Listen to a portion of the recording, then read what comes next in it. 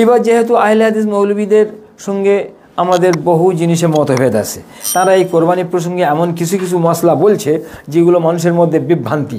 তারা বলছে হাদিস ছাড়া আমরা কিছুই মানি না। তা আমি এই জন্য আহলে হাদিস মৌলবীদের কাছে একটা প্রশ্ন রাখছি। 3 জন ব্যক্তি সাপোজ মনে করে নিয়ে নিন 3টে ছাগল ক্রয় করেছে, একজন 100 টাকা দিয়ে, একজন 200 টাকা দিয়ে, একজন 300 টাকা দিয়ে 3টে ছাগল কেনে।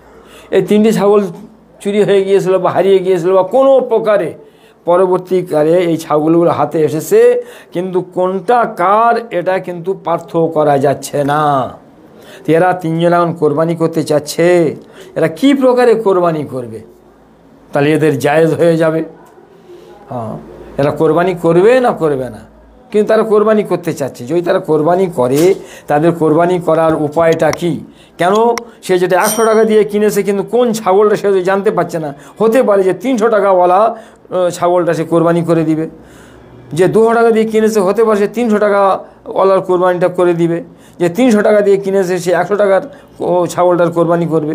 তো এই যে উল্টোপাল্টা হয়ে যাচ্ছে, এর নিয়মটা কি?